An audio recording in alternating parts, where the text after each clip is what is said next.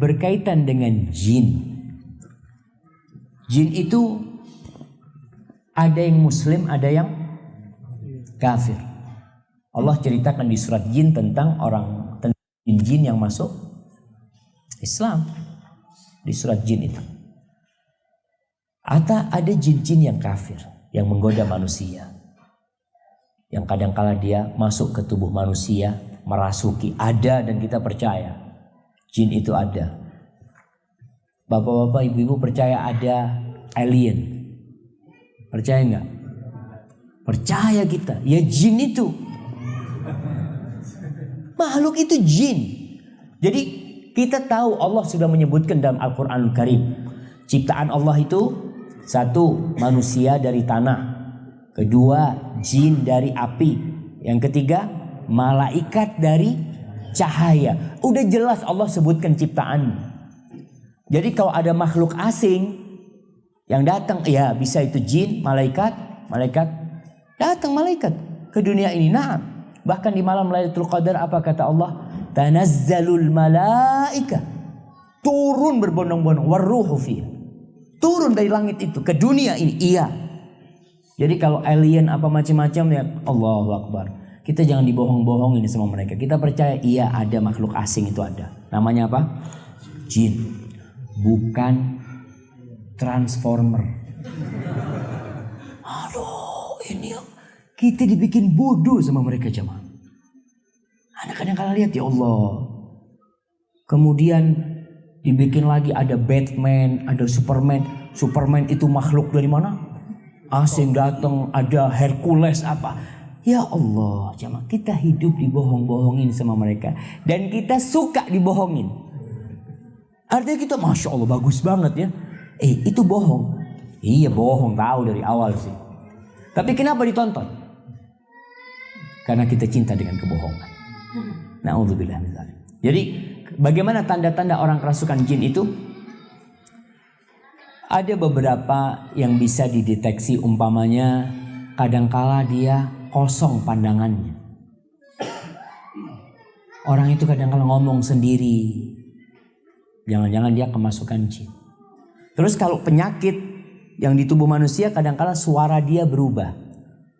Orang itu ngomong berubah. Maka itu beberapa tanda orang kerasukan jin. Atau dia tahu-tahu jatuh umpamanya. Tanpa sebab, tanpa apa. Berangkat ke dokter dilihat nggak ada apa. Nggak apa-apa nih. Ya memang dia dari alam gaib jin ini. Ya, ada pun berkaitan dengan beribadah. Bagaimana dengan ibadah yang terganggu? Nah, setan itu memang tujuannya mengganggu ibadah manusia. Dan setan itu juga punya sihir. Sihirnya setan itu dibaca sebelum tidur. Orang itu kalau mau tidur, kata Nabi SAW, setan itu yaqidu thalatha uqad. Dia itu bikin 3 tali buhul. Ditaruh di fiqafiyat, di tengkuk kalian kalau mau tidur itu. Setan itu membacakan di buhul-buhul itu, alaika laylun tawil, alaika laylun tawil, alaika laylun tawil. Malam panjang buat engkau, malam yang panjang buat engkau. Supaya tidak bangun malam. Supaya tidak sholat subuh.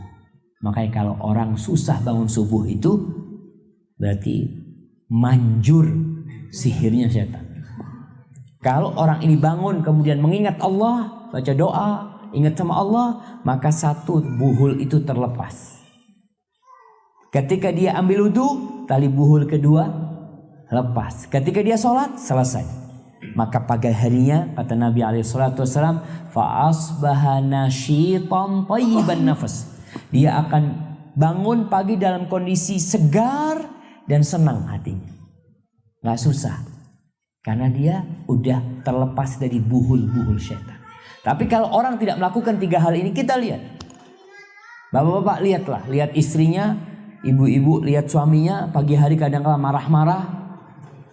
Mana sarapan? Ada apa marah-marah ini?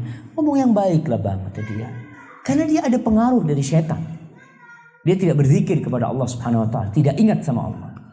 Maka godaan setan itu ada pada waktu puasa, ada pada waktu kita makan dengan tangan kiri, ada godaannya setan.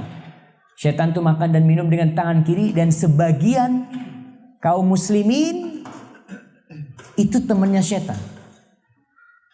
Dia makan dengan tangan kanan tapi minum pakai tangan kiri. Ustaz, kalau minum pakai tangan kanan kotor Ustaz. Dari tadi makan pakai sendok, apanya yang kotor? Enggak. Kau makan pakai tangan pun kau ambil tuh gelas, nanti dicuci tuh gelas. Dicuci tuh gelas nanti. Tapi kau jangan sampai tergoda dengan syaitan.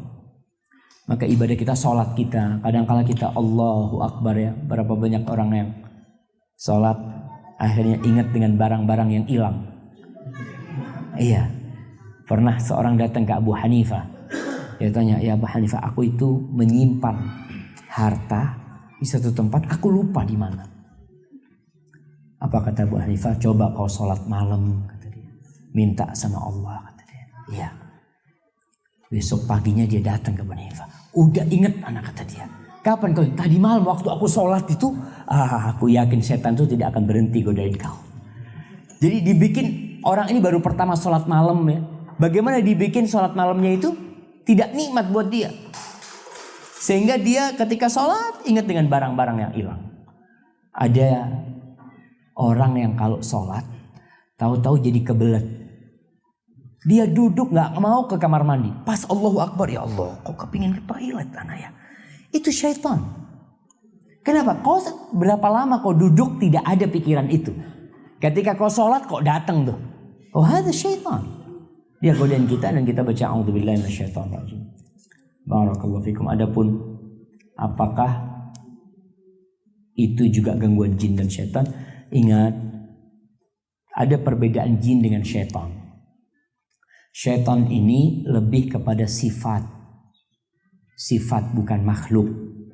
Walaupun menjadi identitas seorang makhluk. Tapi sebenarnya syaitan itu adalah sifat.